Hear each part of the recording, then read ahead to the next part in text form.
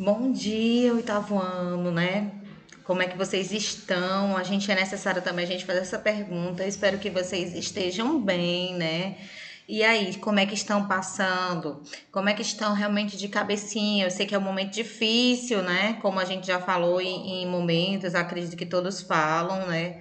Que é um momento de mudança mundial, mas eu espero sinceramente que todos vocês estejam bem, que vocês estejam resguardados em casa, não estejam saindo muito, né? Na verdade, a gente não pode nem sair porque é uma lei, né, pessoal? Que a gente não saia, principalmente, né, com a doença cada vez mais, o vírus se espalhando. Eu espero que, principalmente, a gente tem que ter a noção de que a nossa cabeça, nosso mental, ele comanda o nosso corpo, né?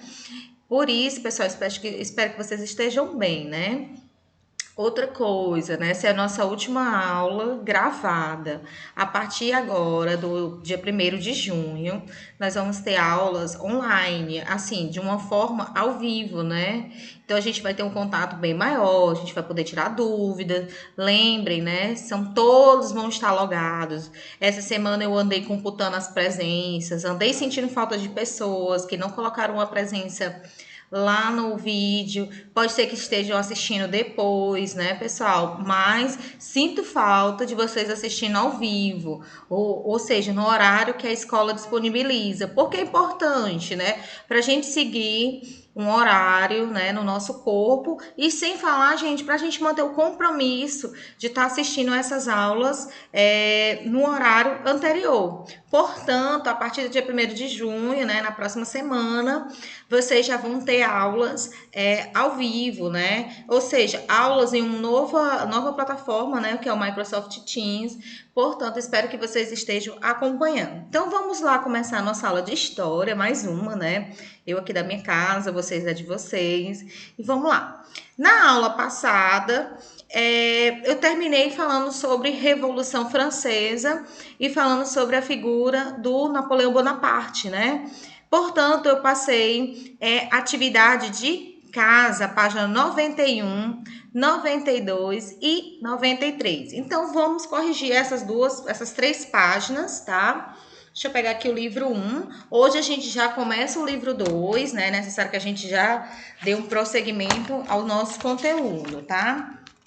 Então, página 91. Vamos lá, todo mundo pegando. 91, 92 e 93, tá?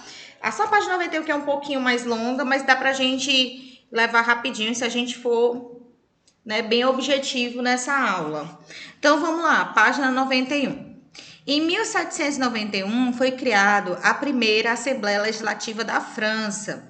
Explique como isso ocorreu e aponte qual foi a importância desse processo para a história francesa, né, gente? Então, essa Assembleia Legislativa, eu já estou dando a resposta, se você tiver colocado parecido ou a mesma coisa, beleza, tá correto, tá? Então, a Assembleia Legislativa foi criada como um desdobramento da disputa entre os três estados, né? Que estados eram esses? Lembrem, pessoal, primeiro estado é o clero, segundo estado é a nobreza e o terceiro estado é o povo, né, a grande massa popular. Então, gente, após a convocação da Assembleia dos Estados Gerais, né, desculpa, a Assembleia Legislativa da França, o terceiro estado se revoltou porque ele não ia ter direito a voto pela quantidade e eles começou essa revolta política, acabou chegando no povo e a revolta se tornou popular em Paris, que culminou o quê? Na tomada da Bastilha, que era aquela prisão política, né? E aí o rei foi obrigado a aceitar as decisões da Assembleia, né? Que resultaram na primeira Constituição francesa, tá? E, gente, se for um acontecimento importante porque significou o fim do absolutismo na França, né? Ou seja, agora os franceses iam ter um governo para o povo, né? E do povo. É por isso que a Revolução Francesa, ela é um marco da mudança de idade moderna para a idade contemporânea, justamente por esse processo, tá? Então vamos lá para a segunda questão. Explique a importância da Declaração dos Direitos do Homem e do Cidadão dentro do contexto da Revolução Francesa e sua influência ao longo do tempo, né, gente? Primeiro que essa declaração é o primeiro documento surgido durante a Revolução. Ele é mesmo antes da Constituição, né? É o primeiro documento onde ele vai resguardar que o quê? Que o poder emana do povo, né? O poder está com o povo, não está com o governante. E que ele vai dizer nesse documento que os homens eles têm direito à liberdade, à crença, a ideias, a expressões, ao direito de ir e vir, né? Então isso, gente, vai servir, esse documento, ele serviu de base para declarações, um documento muito importante que é aqui do século XX, né? E olha que é um documento do século XVIII que vai influenciar 300 anos depois da nossa contemporaneidade, que é a Declaração Universal dos Direitos Humanos, que foi criado pelas Nações Unidas, né, que é uma das organizações mundiais que cuida dos direitos humanos, tá? Terceira questão. Descreva as diferentes forças políticas que faziam parte da Convenção Nacional, surgida em 1792. Aí, galera, ele quer saber quem são os 3 grupos políticos. Ele não quer saber quem são os 3 estados, tá? Então, quais são os 3 grupos políticos, né? A convenção, gente, ela vai ter 3. Primeiro, jacobinos, né? Que era a dita esquerda, porque sentavam à esquerda do rei. E o que era que os jacobinos queriam? Os jacobinos eram um grupo que era rival que o rei queria. Nesse caso, gente, ele era chamada ala radical, né? Os jacobinos, eles queriam mudanças significativas, o fim do absolutismo total, né? A democracia, o sufrágio. Professor, o que é sufrágio? É o direito ao voto universal, tá? Para todos, homens, mulheres, enfim. Tinha os girondinos que sentavam à esquerda, desculpa, à direita, perdão, à direita do rei. E nesse caso, os girondinos, gente, eles eram a alta burguesia e eles não queriam mudanças significativas. Eles queriam o quê? Que fosse feita uma revolução, mas que não tivesse, que ficasse, por exemplo, a monarquia, né? A monarquia, mas que tivesse o primeiro-ministro. Já você vê a esquerda, né? Eles querem cortar esse cordão umbilical de governo e monarquia. E tinha um grupo que sentava no meio, né? Que a gente chama muito de pântano, né? Nesse caso, gente, o pântano eram os políticos que tinham pouca expressão, né? E eles votavam de acordo com a circunstância. Bem, se fosse a direita que estaria vencendo, eu iria votar de acordo com o que eles queriam. Se fosse a esquerda, eu votava com a esquerda, ou seja, é o que a gente chama de partido oportunista. Eu vou para aquele que está vencendo, tá? Então, vamos lá, gente, vamos continuar. Página 92, né? Tem um texto bem longo, mas eu vou ler. As mulheres tiveram grande participação na Revolução Francesa. Assinaram petições, escreveram artigos, pegaram em armas. Fundaram clubes de discussão e chegaram a propor uma declaração dos direitos da mulher e da cidadã. Gente, só um instantinho que eu vou colocar aqui o fone, que pode ser que vocês não estejam me escutando bem, né? Então, com o fone fica melhor. Eu tinha esquecido. Então, acontece essas coisas, né? Prometo não vou mais esquecer. Só um instante. Pronto, colocando aqui.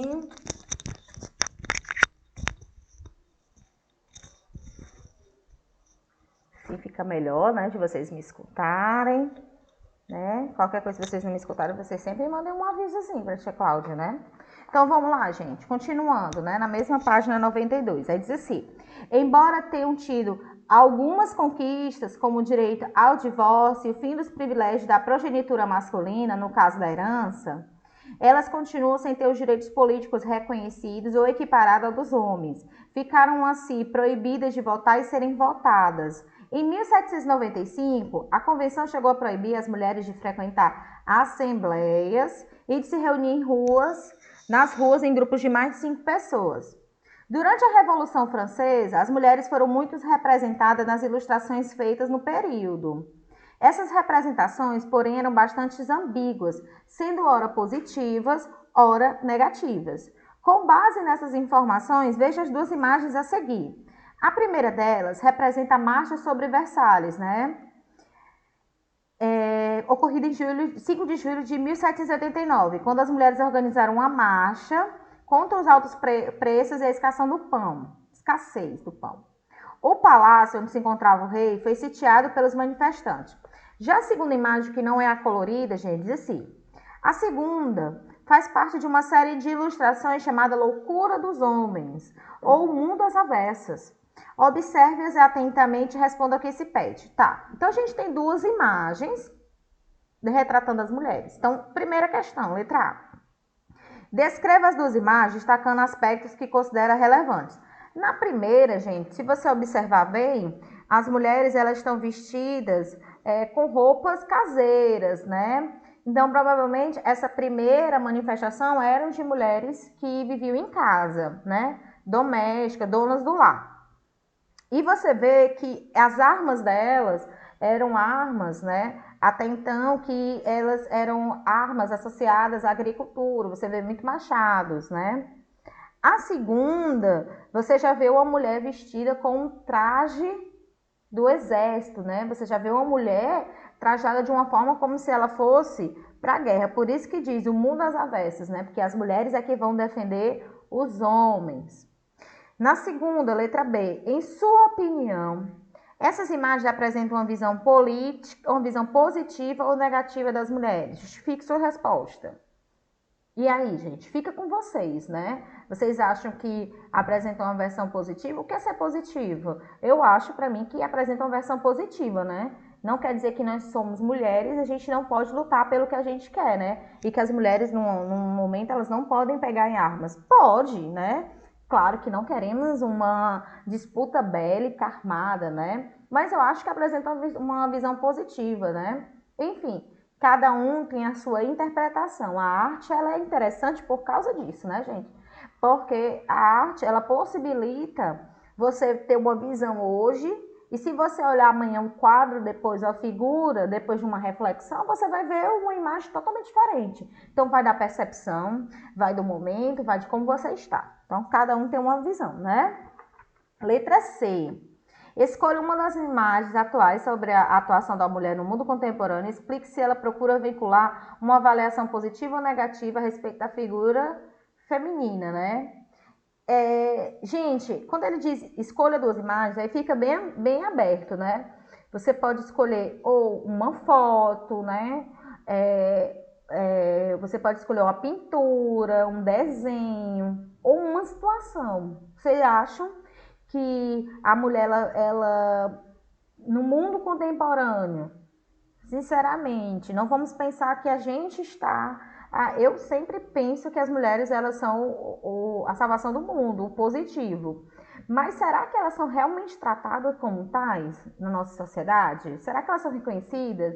E aí eu me lembrei de um dado que passou num jornal da TV Cultura que eu assisti durante essa semana, né? Na semana passada, no caso que vocês vão estar vendo o vídeo.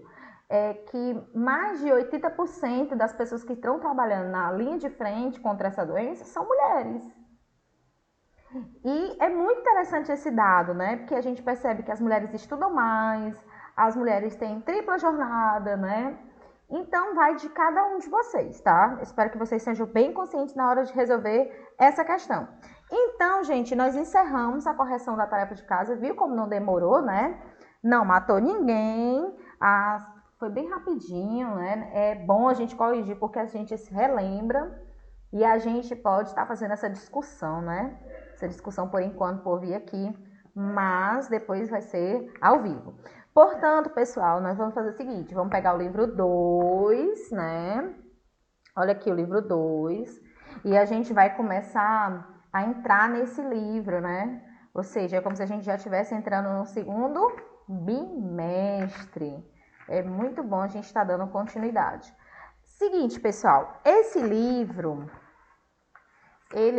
a gente continua na idade contemporânea, moderna contemporânea, né? A gente está vendo um panorama geral de tudo que acontece. A gente vai sair da Europa agora, a gente vai vir para a América, né? Mas a gente já está na idade contemporânea. Nós temos 5 capítulos, tá? Desses 5 capítulos, o primeiro é a independência da América Espanhola, depois a gente vai ter a América Portuguesa e a crise do sistema colonial. Aí nós vamos falar só sobre o Brasil, né? Nós vamos falar de contemporaneidade do Brasil, até a gente chegar nos dias atuais que a gente vai ver ao longo dos anos. Mas é interessante a gente perceber, pessoal, que a gente vai ver a independência da América Espanhola, né? Lembre, antes da gente começar, podem abrir o livro aí, a gente vai, enquanto isso eu vou fazer aqui uma introdução, né, gente? Lembrem, a gente quando teve o nosso processo de colonização, nós tivemos o processo de colonização tanto dos espanhóis quanto dos portugueses aqui na América, não só deles, né, gente? Nós tivemos aí a colonização dos holandeses, dos franceses, né, dos ingleses, no caso da América do Norte, mas a gente vai falar aqui do caso da América do Sul, né? Onde a gente vai ter a maioria que vai ser a América Espanhola, né? A Espanha, afora o Brasil, o território brasileiro, é o único país que fala português, né? Na América, né? Apesar de que no mundo inteiro, 280 milhões de pessoas aproximadamente falam a língua portuguesa, ou seja, países da África, né? Europa, o caso de Portugal. E a gente vai ver, pessoal, esses sonhos de independência, né?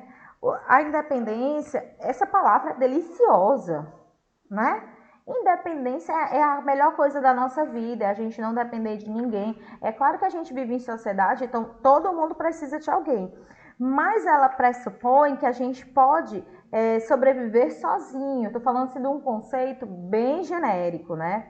Não estou falando de um conceito exclusivo.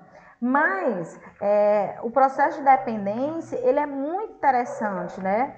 Deixa eu só diferenciar.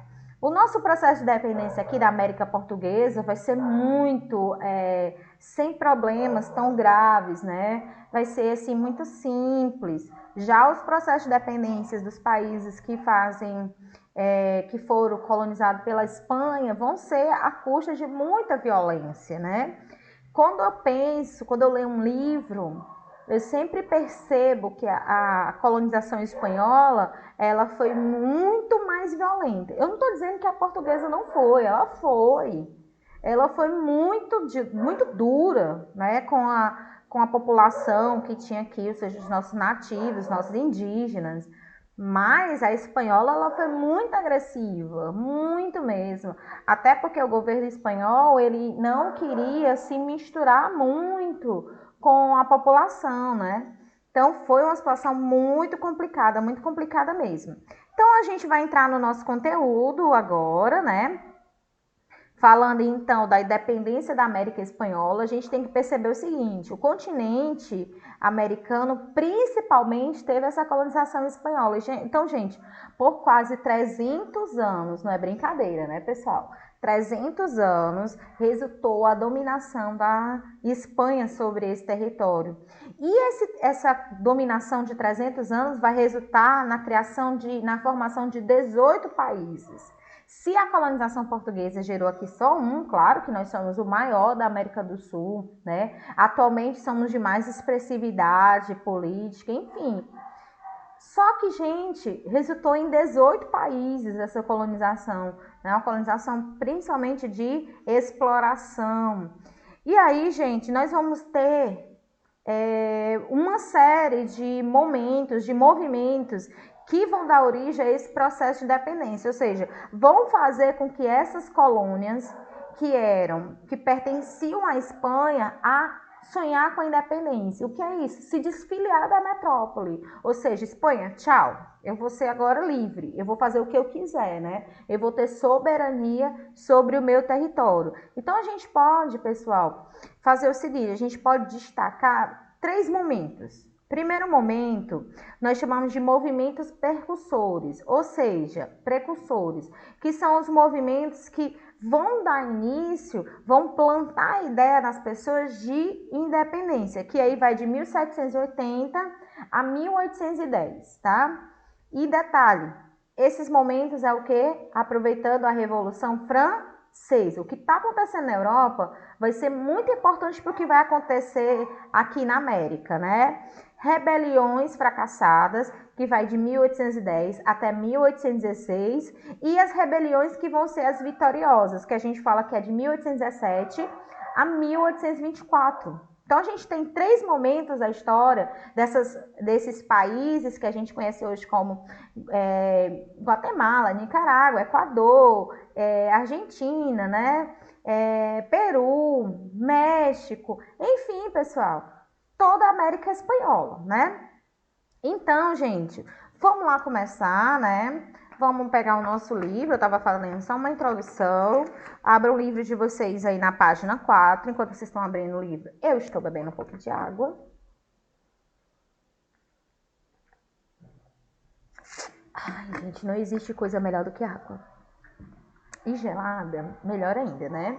Então, gente, vamos lá, né? Atualmente, a língua oficial de 19 nações aqui da América é a língua espanhola, né, gente? Ela é falada por cerca de 400 milhões de latinos americanos. Ou seja, 400 milhões de pessoas só aqui falam o espanhol, né? E outras variações também, né, pessoal? Portanto, gente, entender essa formação desses países é entender um pouco também da colonização. Então, vamos lá, página 5, vamos começar, né, gente? Primeiro que a colonização espanhola aqui na América começa no século XV. Lembrem, em 1492, um navegador a serviço da Espanha chamado Cristóvão Colombo descobre o continente americano.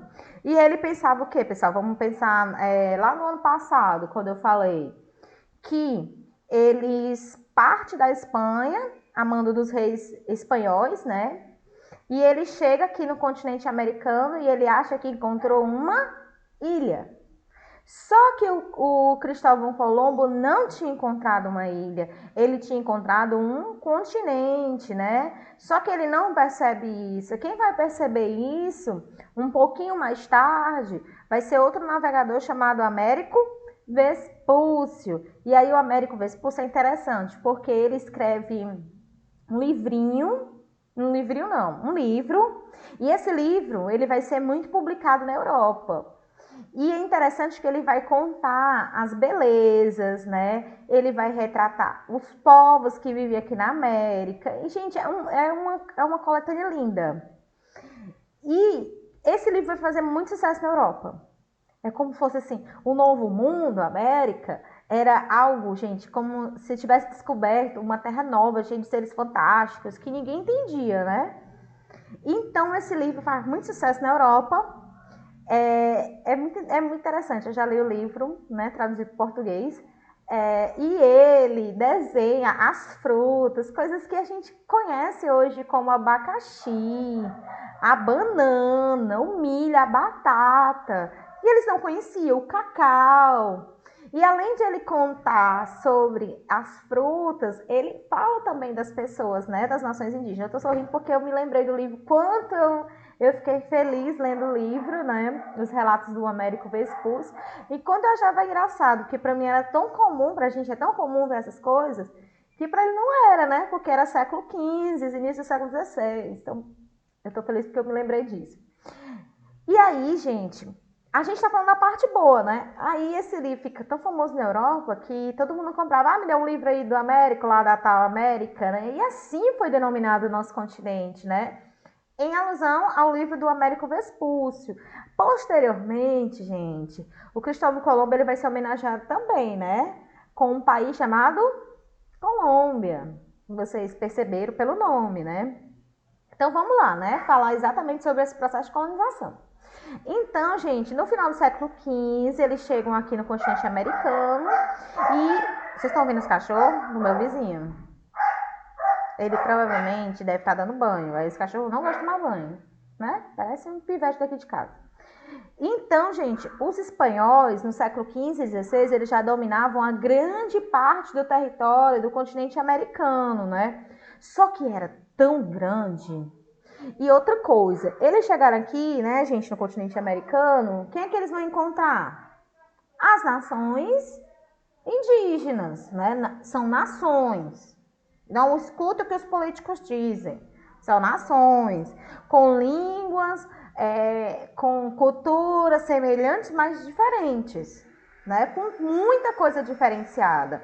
Portanto, gente, o rei da Espanha, para organizar o território, ele vai dividir. Se você olhar o livro na página 5, ele vai dividir em capitanias e vice-reinos. Professora, qual é a diferença de capitanias para vice-reinos? No caso dos vice-reinos, realmente é como o nome diz, tinha um rei, um vice-rei.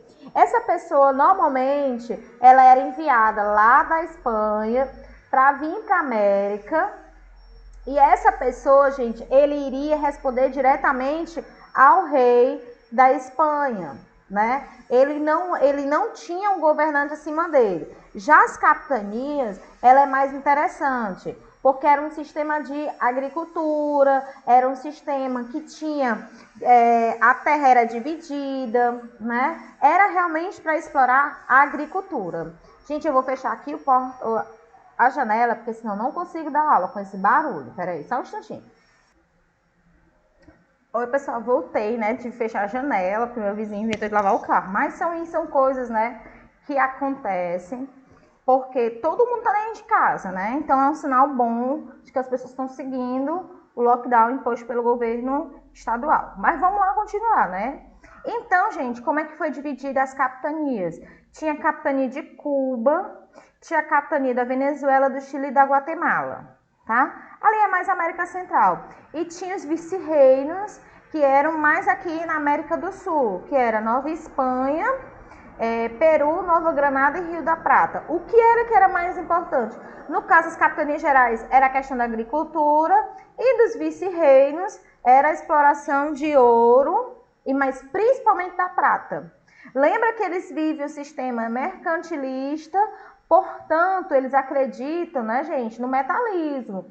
Que um país, para ser rico, ele tinha que ter reserva de ouro e reserva de prata, pois isso ia possibilitar que o país ficasse mais rico, né?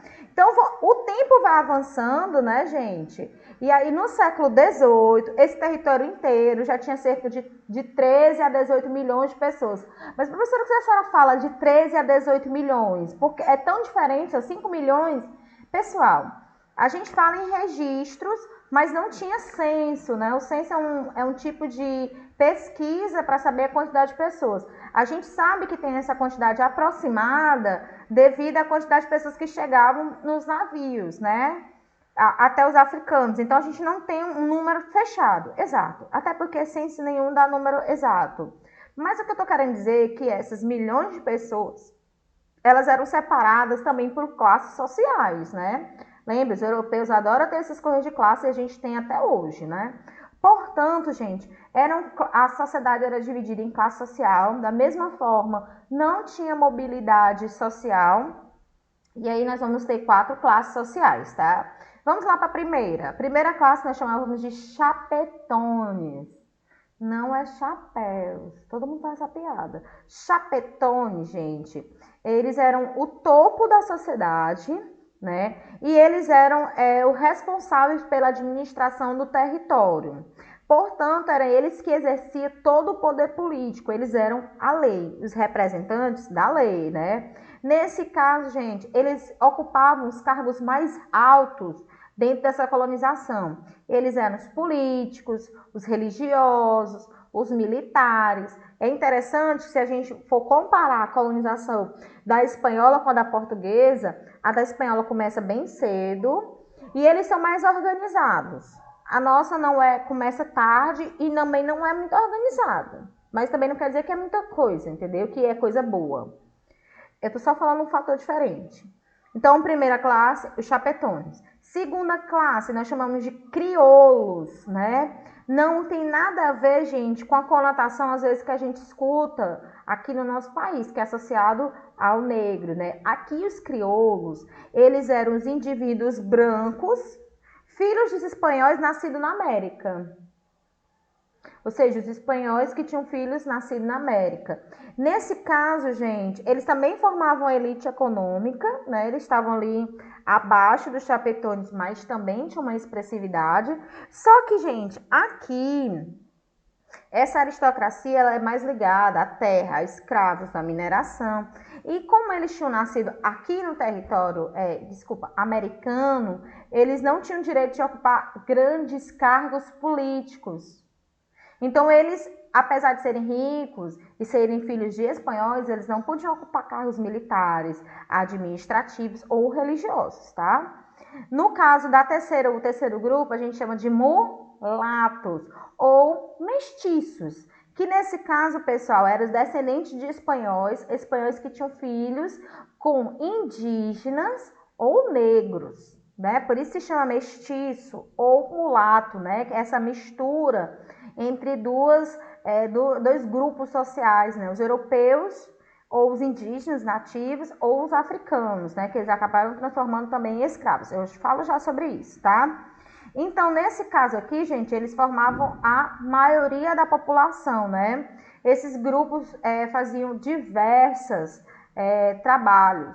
O último grupo era dos indígenas e dos africanos, né? Nesse caso, gente, eles eram a base. Os indígenas aqui, a colonização espanhola e a portuguesa também, a primeira escravidão não é a do africano. A primeira escravidão é a do indígena, né?